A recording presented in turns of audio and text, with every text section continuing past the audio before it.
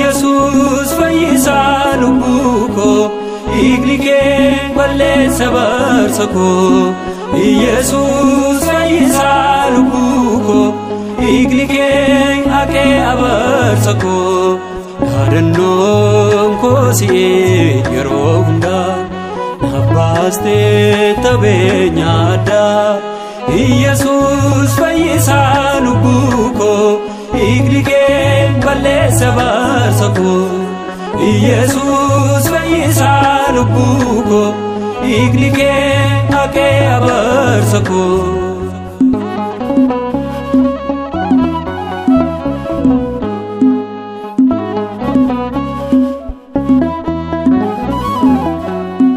motumman samira kanetten alamu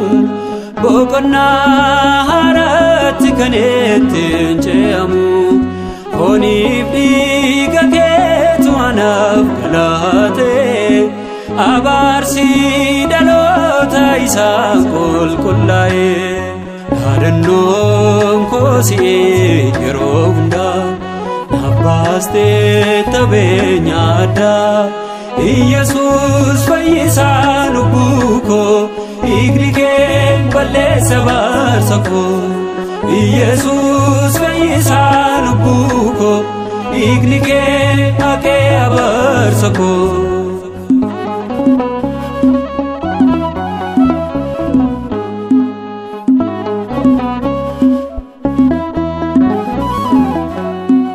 afura kejira keessa qaama kooti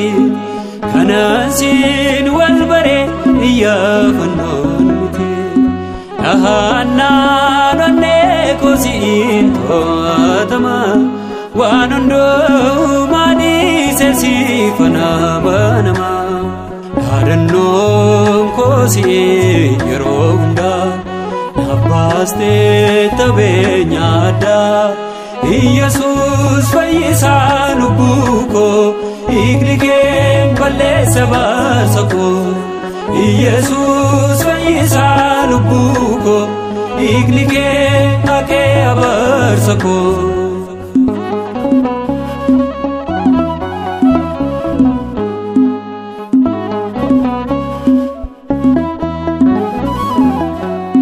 chalaki samuseen ilaaluuna fira handakiin dukkana karaa kee fira inni kan facaase summi keessa kooti na fayyiste gooftaa ol baatee fannootti hadannoon kosii yeroo hundaa abbaaste tabeenyaadha Yesus fayyisa lubbuko iglike balle sabarsako Yesus fayyisa lubbuko iglike ake abarsako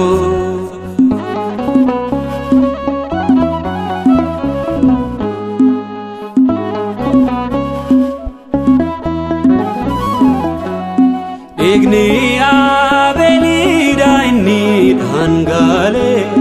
harasni yatariba eroge ya Yesus kan kedi fama dobata fayyisa lubbuko fodo galata hadannoon kosi yeroo hundaa abbaaste tabeenyaadha Yesus fayyisa lubbuko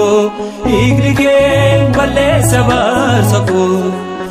Yesus fayyisa lubbuko iglike ake abarsako Yadannoon koosii yeroo hundaa Nabbaaste tabeenya addaa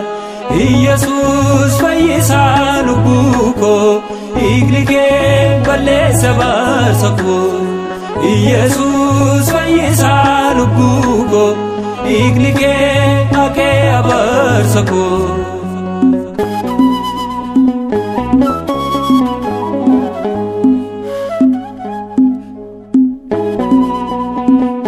Dhiigni ilma isaa